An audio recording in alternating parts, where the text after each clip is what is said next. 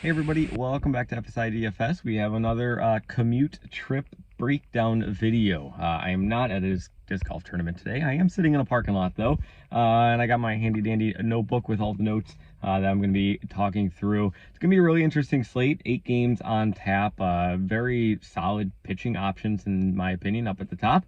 Middle tier gets kind of ugly, and then I think there's really only one pitcher in the cheap salary tier that I'm really going to have much interest in at all. Salary is not going to be really much of an issue. We have chalk Minnesota once again. I'm just going to get that out of the way. You got guys like Larnack and Wallner, Julian, who are just way too cheap, and they're going to be chalky once again. They came through for us yesterday, and hopefully they can do it again. So I think you're going to be able to go double ace pitcher with a Minnesota stack, and then just kind of filling in with the rest. It's kind of what the builds are going to be looking like, but we'll start off with the pitchers and go through all of them. Starting up here at the top, we got King, Brown, Snell, and Reagans as our 4 highest ranked pitchers. And it's in that order. I read those off not based on salary, but where I am ranking them. King is just looking phenomenal. I think he's got the best matchup of the bunch, and I think the strikeout upside that he's capable of bringing and the floor that he's capable of bringing is going to be right there as well. Brown, I think it's like King light, in that like he's going to be providing you with a solid floor, and I really do like the potential that he's going to have. Facing off against Oakland is just going to be a really nice matchup for him. Blake Snell, you just never really know what you're going to get with Blake Snell. I mean, we've talked about these boomer bust pitchers all season long, and he's the epitome of it. He's going to go out there and get you 0 points, or he's going to get you 35 to 40 points. Like, there's not much of an in-between with him. So that's kind of why I went down with him a little bit on the rankings. But if you are going with, full upside, GPP, tournament breaking pitcher, I'm going to be taking Snell over the previous 2 guys. But in cash games, I think I do prefer King and then Brown. Go Reagans, he's fine. He's just kind of like a leftover scraps. He's not bad. Like, he's a very, very solid play and just a tournament pivot, if anything. Going into the mid-tier, Luis Gil is going to be up at the top for me. He's in a tougher matchup facing off against Kansas City. Kansas City, though, does not have Pasquantino. He broke his hand the other week. So a little bit of a knock to that lineup. And Gil is kind of like Snell in that he's one of those boom-bust pitchers. It's more you're chasing the upside with him than really trusting him with the floor, especially in a tougher matchup facing off against Kansas City. After Gil, I mean, it gets kind of ugly. I guess you could go with Pivetta. I did rank Pivetta right after Gil here. More so just with the strikeout upside that he can bring. But he's got a brutal matchup facing off against Baltimore. And just like the home run potential that Baltimore one brings, like Baltimore smashes right-handed pitching. Like, they got a lot of lefties in their lineup. I like both sides of this game, like Baltimore and Boston. Those are the 2 teams that I always highlight on. Like, they're just loaded top to bottom of like lefties who can just smash right-handed pitching. So I really like both sides of the game here. But Pivetta, he can get you some strikeouts, I guess, with the bottom order of Baltimore, but I'm not really super thrilled with it. Other pitchers in that mid-tier, Ray, Wu, Lin. Lin's coming off the IL. He was getting some rehab starts where he was going around like 80 pitches. So maybe he's fully stretched out, but do I want to trust it? No, not really. He's kind of in the fade category for me in that regard.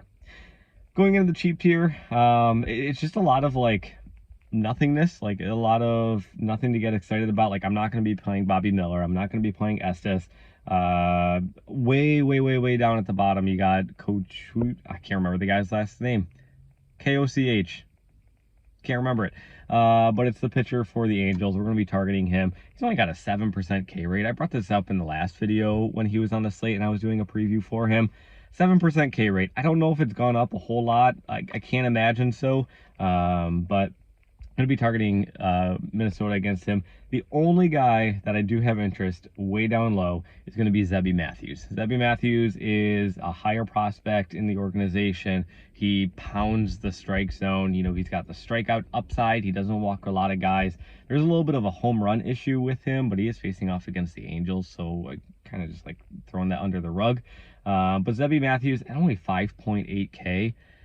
Let's see, 5.8K. You're hoping that he can get you 14 to 16 DK points. And that's entirely doable, especially against this LA Angels lineup. So anytime that you can get a solid prospect with control in a great matchup, probably going to be in line for the win. Like, I'm really, really high on the Minnesota bats here. I think it just kind of all points to, yeah, go with Zebby Matthews if you are going super, super cheap. But again, I don't think salary is going to be too much of an issue in cash. Like, Zebby Matthews is more of like the GPP play with everything. If you're wanting to try to jam in higher priced bats and fading the cheap chalk of Minnesota, you know, guys like Julian and Walker, Wallner, Larnack. Wallner's the cover guy of this video. Just going to be super high on him. And yeah, Minnesota, they're going to be the chalk. So if you weren't going with Minnesota, other top offenses for me are going to be Houston, the Dodgers, Boston. I did rank Houston number 1. Simply when it comes down to salary price tag. You got the cheap Houston, well, you got the expensive Houston bats, you know, like Tucker's back, and we got Alvarez, but also looking at the cheap guys like Singleton and Hayward, who are going to be in there. I think both of them are sub 3.2 when I was looking through. Correct me if I'm wrong, but I think they're both very, very affordable, very cheap, and they could just be other cheap options that you can, you know, pair with another high-end salary stack like the Dodgers. There's going to give you that value. You're going to be pivoting off of the cheap Minnesota that everybody's going to be on. Kind of already talked about Boston. You know, Boston, Baltimore, I really like both of them in terms of like top, you know, I'm expecting a lot of runs scored in this game. I think they're more both like GPP. Like, they're not facing off against gas cans by any means. Like, Pivetta and Kramer are solid, respectable pitchers. I just think that the matchup and the ballpark and just everything combined just makes me really like Boston and Baltimore. And then the Dodgers, highest implied run total on the board, so certainly having interest in them. I think GPP wise, you know, Kansas City could be really intriguing. I mentioned that Pasquantino is out, obviously, with the broken hand, but still, this is like a solid offense, and they're facing off against Luis Gil, who, like mentioned earlier, he's one of those boom bust pitchers. Like, he's capable of going out there and getting like 8 to 10 strikeouts and just dominating the game, getting a lot of swinging strikes. But we've also seen him have just terrible command issues, and he's just walking 3 to 4 or 5 guys in a start. So it's a roller coaster ride with Gil, and when that's the case and we get these roller coaster type pitchers, like I do like, especially if you're going to be building 20, 150 lineups, getting the bats on the opposite side, hoping that they get into one of those, you know, down slope roller coaster kind of games. The Cubs. Do want to mention the Cubs as well. They're also very affordable. I have them as my second favorite cheap team, Minnesota being number 1. But I do really like the Cubs facing off against Bobby Miller. Bobby Miller is just letting up home runs left and right here. It's just not good at all. So really going to be targeting the Cubs. Their bats are doing much better over the past month or so. So really like them. Pete Crow Armstrong, like this guy's awesome. Like, if you're a fan of baseball, like, even if you're not a fan of baseball, like, this kid's fun to watch. The defensive abilities that he has. He robbed Muncy of a home run last night. Even Ohtani, like, ran down a ball in the outfield. Like, he's solid. And then he's got, you know, the hitting potential as well. Just batting down in the lineup, which is kind of a downfall with him and kind of a bummer. I'm hoping they bump him up into the lineup here shortly. But I do really like Chicago, all bats up and down, facing off against Bobby Miller, because Bobby Miller is just not that.